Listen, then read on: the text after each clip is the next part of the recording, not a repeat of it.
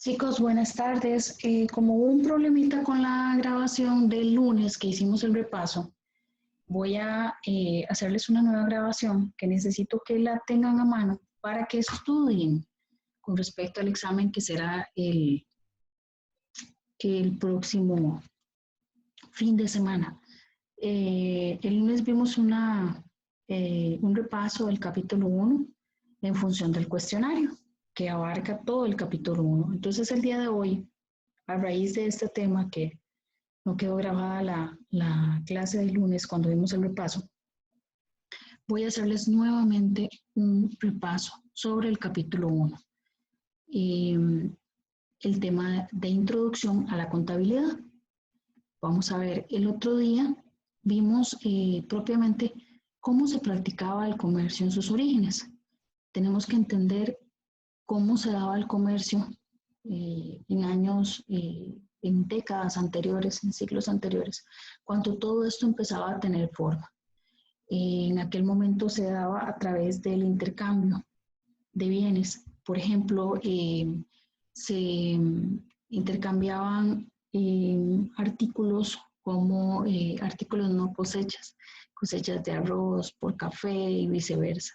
Conforme el tiempo fue pasando, se hizo el intercambio con monedas o con valores como oro o plata y de esta manera se fueron creando diferentes formas de comercializar los productos y por ende existiendo diferentes tipos de comerciantes y diferentes tipos de empresas para dar origen a diferentes documentos comerciales. Al inicio el comercio era a través del intercambio de mercancías como café, como les comenté el otro día. Luego fue a través de monedas de oro, plata o bronce.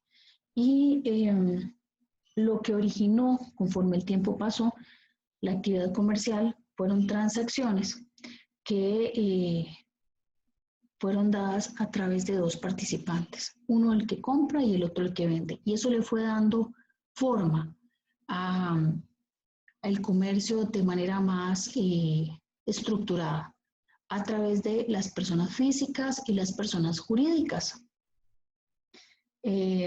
También después se dieron origen a otras entidades como la sociedad en comandita, la sociedad anónima, la sociedad colectiva y la sociedad de responsabilidad limitada. Una de las preguntas del cuestionario que les envié indicaba que cuál es el ente o qué regula las actividades comerciales en los diferentes países. Bueno, esto lo vimos de forma práctica en la clase el lunes, pero no quedó debidamente grabado. Lo que las regula es el Código de Comercio, que existe en muchos países y de esa manera se estandariza la forma de comercializar. Y de esta manera también marca las pautas bajo las cuales las empresas pueden comercializar. Existen varios tipos de empresas y unas generan ganancias o utilidades y otras no. En las empresas, por ejemplo, de bien o de servicio social, que se les conoce también, algunos ejemplos son las organizaciones no gubernamentales, las cooperativas, asociaciones solidaristas, entre otras. Las empresas también se pueden clasificar en empresas de servicios, empresas comerciales, empresas industriales o de manufactura.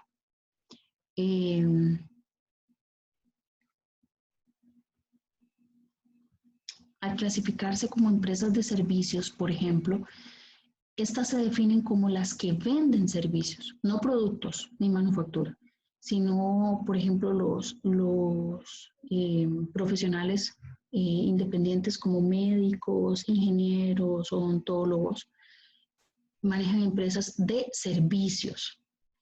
Ahora bien, las empresas comerciales son las que venden productos.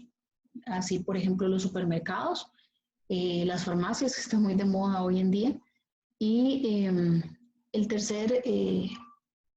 la tercera clasificación de empresas son las empresas industriales o de manufactura. Estas son las que venden los productos que comercializan las empresas comerciales, valga la redundancia. Un ejemplo, la Dos Pinos, la que fabrica helados, la que empaca la leche, leche en polvo, yogur, diferentes productos y se encarga de producirlos a grosso modo para que las empresas comerciales los distribuyan y nosotros de esa manera como consumidores podamos acceder a ellos.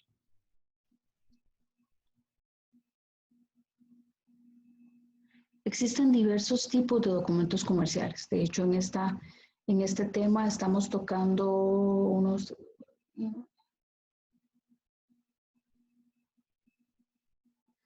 aproximadamente 16 tipos de documentos comerciales.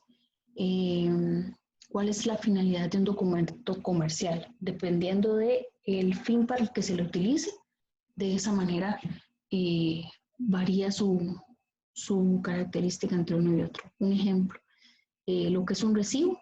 El recibo se utiliza para ser garante, por ejemplo, de que yo le entregue un dinero a usted y es una garantía de que le di el dinero en efectivo y usted lo recibió. Entonces usted me emite un recibo. En el pasado, cuando se alquilaba una casa, se le emitía un recibo de alquiler y de esa manera la persona tenía comprobante de que había pagado su alquiler y para efectos del arrendatario tenía comprobante de que el inquilino había pagado su alquiler. Una factura, hoy por hoy son muy comunes, es el documento comercial más utilizado hoy por hoy, creo yo. La factura es la garantía de que usted vende un bien o adquiere un bien y aquel es el respaldo. De hecho, usted solo con conservar la factura puede ejercer la garantía en muchos establecimientos comerciales. Ahora bien, esos son en el comercio diario de manera más simple. Existen documentos comerciales más complejos, por ejemplo, la hipoteca. La hipoteca es un bien que la hipoteca es un documento comercial que avala una garantía, por lo general es un bien como una propiedad y ya sea una casa o un lote en el cual se grava y responde sobre cierta cantidad de dinero. Eso es una hipoteca. Está también lo que es un pagaré.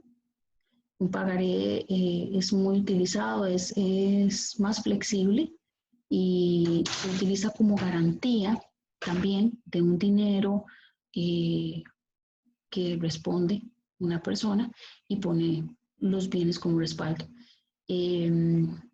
Existe el certificado de depósito, que el certificado de depósito viene a ser otro tipo de documento comercial. Es en aquel usted lleva un dinero al banco y el banco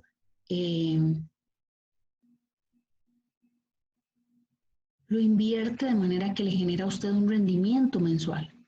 Los documentos comerciales existen de diversas formas y para diversos fines. Por eso cada uno debe de estudiarse a profundidad para que ustedes sepan cuál es el fin de cada documento comercial y cuál es el documento idóneo para lo que ustedes necesitan. No es lo mismo emitir un recibo por un microondas que se compró que emitir una factura. O sea, una factura tiene ciertas características que le dan mayor peso y mayor respaldo para quien está adquiriendo un bien. Esto en cuanto a documentos comerciales.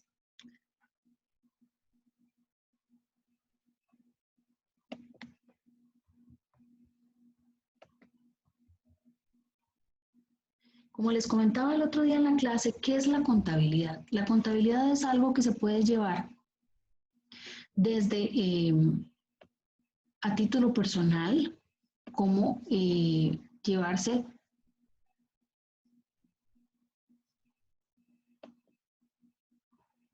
desde a título personal, como llevarse también a título empresarial.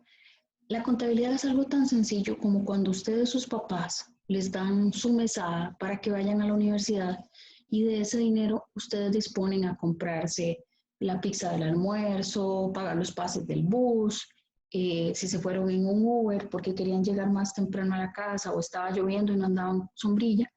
Entonces, ese dinero, el manejo que usted le da a ese dinero es su contabilidad. Desde ahí inicia una contabilidad.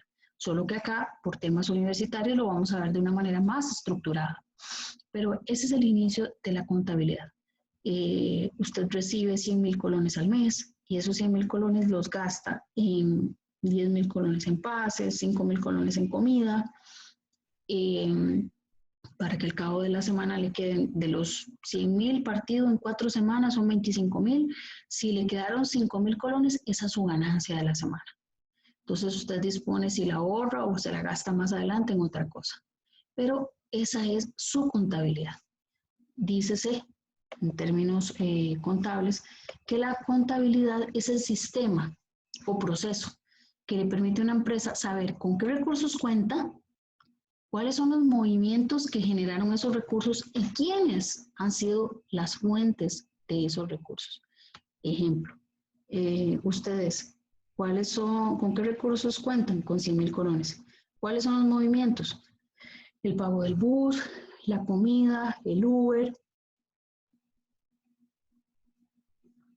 ¿Y quiénes han sido las fuentes de esos recursos? Las fuentes, ya sea su papá o su mamá o la beca universitaria que les otorgan para poderse movilizar.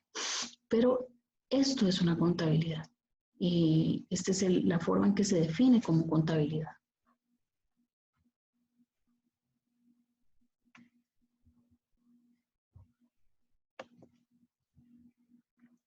¿Cuál es el objetivo de la contabilidad? El objetivo es saber, la gerencia poder saber o administración, conocer, controlar y dirigir las operaciones de la empresa. De esta manera brindar información con esas características. Ahora bien, usualmente en las empresas existe una figura que es quien maneja la parte del sistema contable, las entradas y salidas de la empresa y cuál es el uso que se le dan a esos recursos. Esa persona se llama contador, es lo que profesionalmente ustedes van a hacer cuando obtengan su título universitario. Existen dos tipos de contadores, el contador público, quien tiene fe pública, o sea, su palabra tiene validez estatal y responde por ello, y está en capacidad de emitir una opinión sobre los estados financieros. Es una persona con preparación universitaria.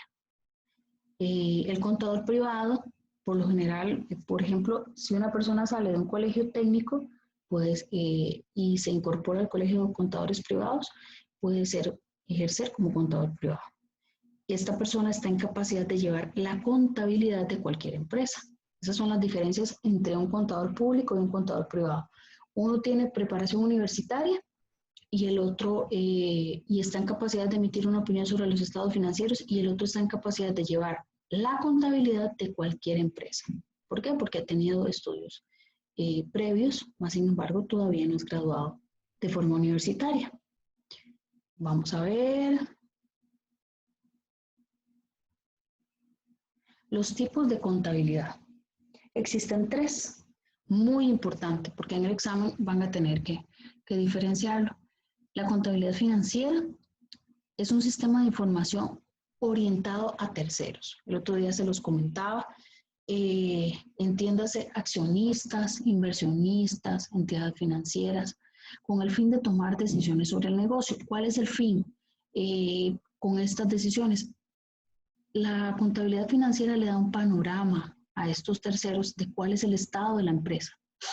En cuanto a accionistas, saber si es rentable invertir o no. Inversionistas, saber si es bueno tomar participación en ese negocio o no. Y en cuanto a entidades financieras, ver qué tan sanas son las finanzas de esa empresa para efectos de un posible crédito. Entonces, la contabilidad financiera es una de las clasificaciones más importantes porque afecta en gran manera el surgir o no de la empresa. Si puede invertirse a través de terceros o puede generarse un crédito que le permita a la empresa aumentar su flotilla, por ejemplo. Entonces, es un área que es muy importante manejarla de manera muy sana.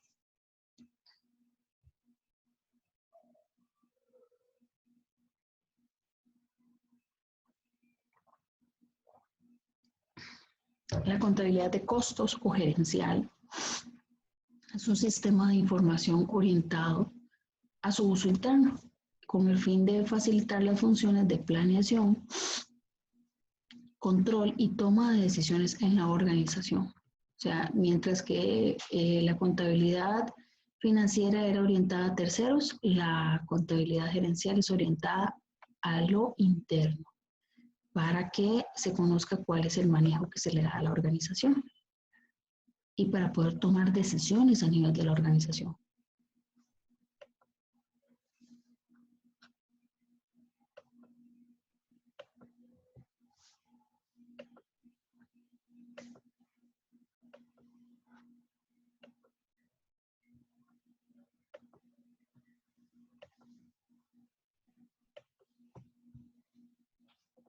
Vamos a ver qué pasó aquí, que está rejego.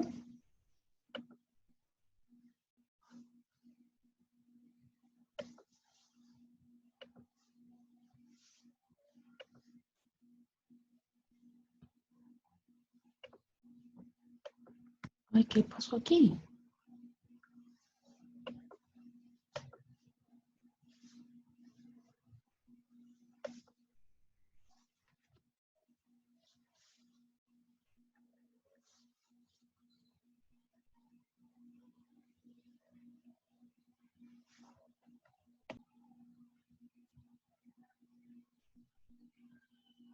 Ok.